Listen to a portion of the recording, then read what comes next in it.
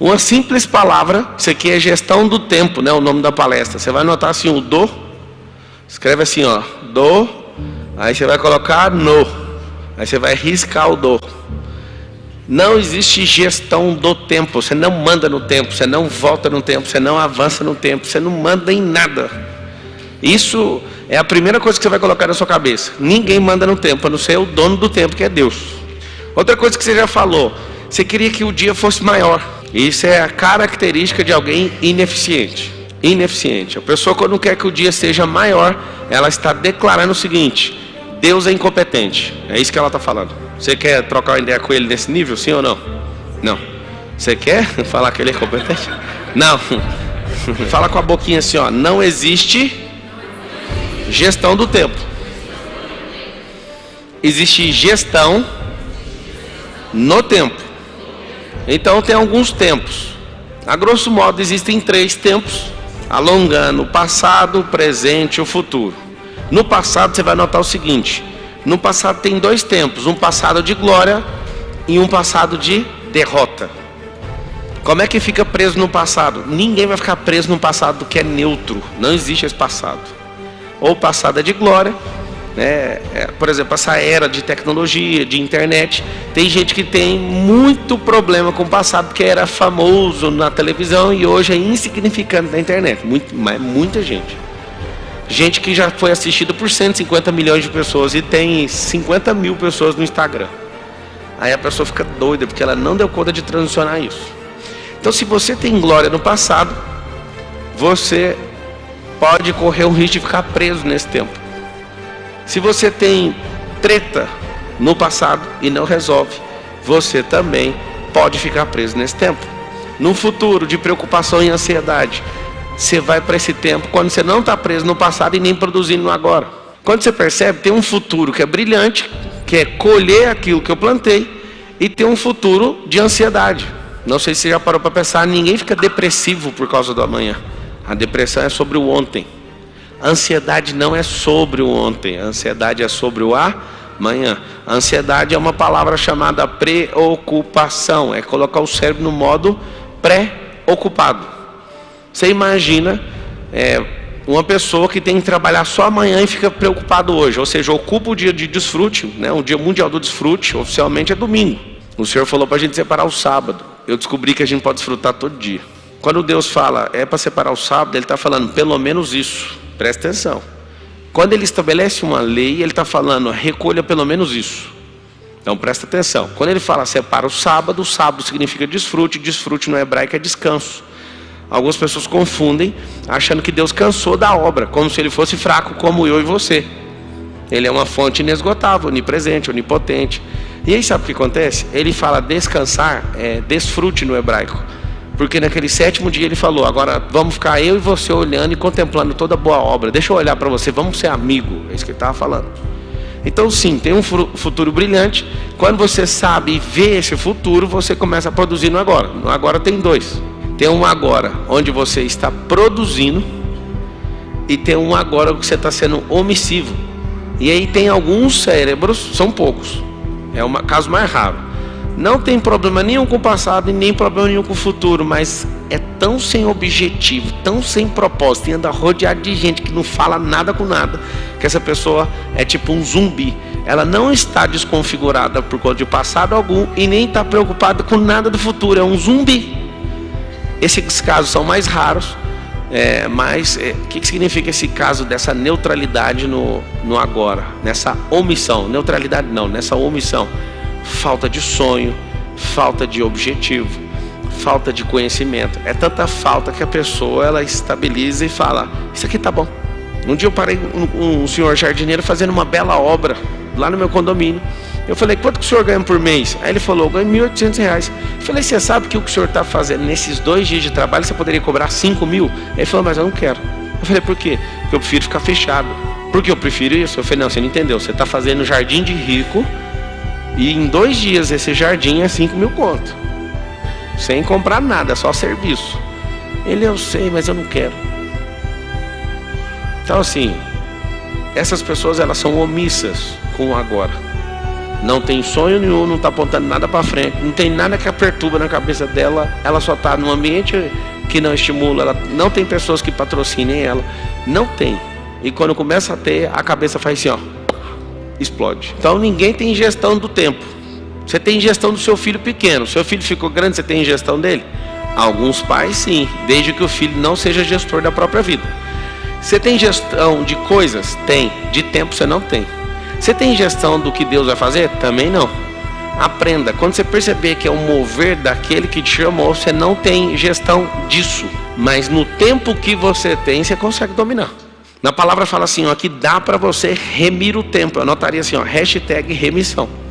Se você pegar, por exemplo, um cara que está na cadeia, cumprindo a cana dele lá, tem um regime de progressão. Chama progressão de regime.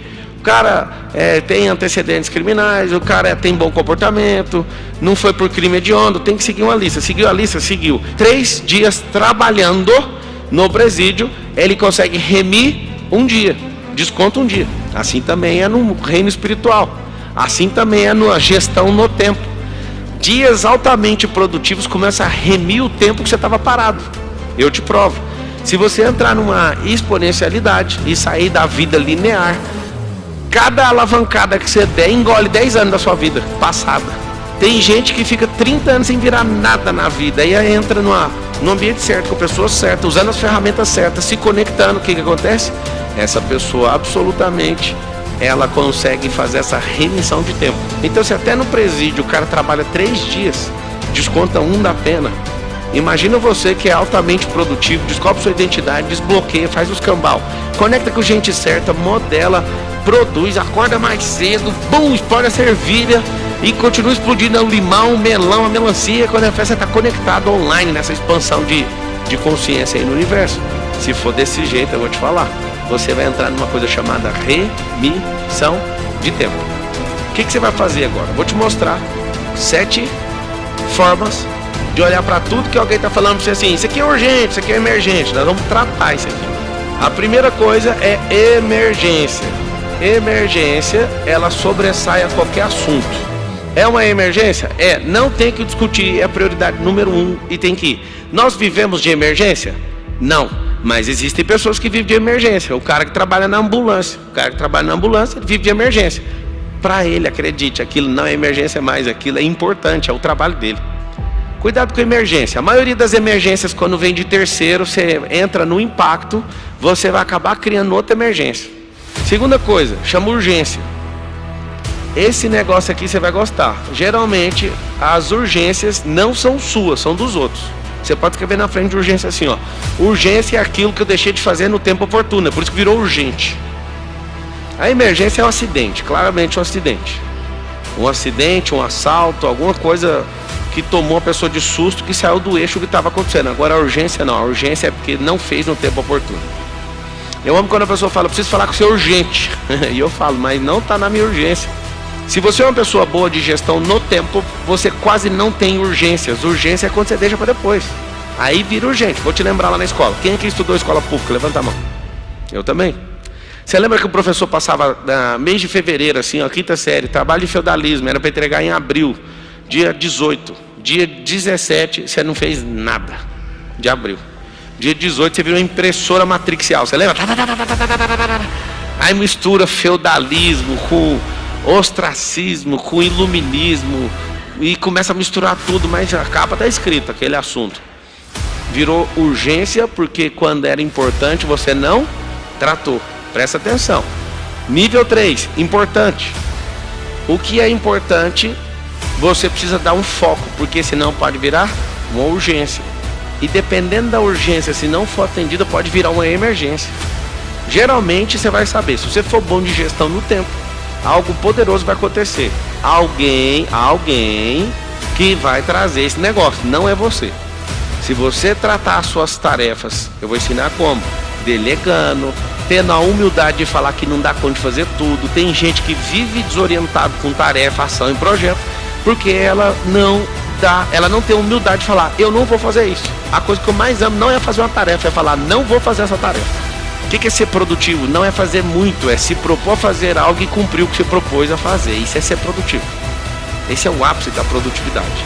Ou você vai resolver, ou você vai programar, vai colocar na esteira, na agenda, ou você vai delegar. A arte de delegar. Delegar é treinar pessoas 1000 vezes para fazer a mesma coisa, ao invés de você fazer por 1 milhão de vezes. Não é justo com você. Então você vai anotar esse RPD. Resolva, programe ou delegue. Qual o problema do delegar? Você que é centralizador, você é uma pessoa insegura e você não gosta de treinar e nem vê gente prosperando. Porque se você gostar, você vai treinar o tempo inteiro. Porque a melhor opção de todas é sempre delegar. Fala com a boquinha assim, ó. Quem trabalha demais não tem tempo de prosperar. Pablo, isso é uma ofensa. Meu pai me ensinou a ser trabalhador. Tá bom, seu pai, qual que é o resultado dele? Não é ofensa. Vamos colocar na balança. Qual o resultado do seu pai? Conta pra mim. Tem um tanto de coisa que seu pai falou que precisa ser questionado. Não é porque seu pai tá errado, é porque seu pai bateu o teto dele. É só isso. Tem como você respeitar a história do seu pai? Porque você quer fazer uma grande história com a história limitada, você não vai chegar em lugar nenhum. Você vai ser pior que ele, porque você está num tempo diferente dele. Olha o que é gestão no tempo. Se você repetir a fórmula que seu pai usou na década de 80, hoje você vai ser sempre pior que ele, porque o tempo mudou. Aí eu criei umas siglas, se você quiser anotar. Ver e fazer. Você começa a falar isso numa linha de gestão, é o resolver. Vejo e faço. Vejo e agendo. E VD. Se você fizer as pessoas que estão na gestão repetir isso aqui e virar um mantra, todo mundo fala, não, isso aqui é VF, eu vejo e faço. Nem anota. A maioria das coisas dá para resolver, na hora. Não dei conta de resolver, eu vou para o próximo nível. Eu vejo e agendo. Mas eu tenho que tomar nota, senão o seu cérebro vai te trair. E VD, vejo e delego. Então, isso aqui é só chaves cognitivas para você não ficar fazendo as pessoas falarem essas palavras. Isso aqui é muito mais legal. Ó. VF, VA e VD. Sabe que a melhor coisa do mundo? Você ter gente que pode virar filtro e frenar todo o processo de procrastinação e de roubo de agenda. Já falei para vocês, não é brincadeira. Eu não tomo café só para não ter que fazer o tanto de agenda para tomar café. Ou que hora vai tomar um café? Aí eu falo, nem tomo café não. Bom? Então eu sou o rei da delegação. O que é delegar? Escreve assim: transferência de autoridade. É transferir a autoridade para outras pessoas resolverem. Agora, no mundo da gestão, no tempo, significa que você está assumindo que você treinou gente, que você não dá conta de resolver tudo. Ou melhor, você não quer resolver tudo.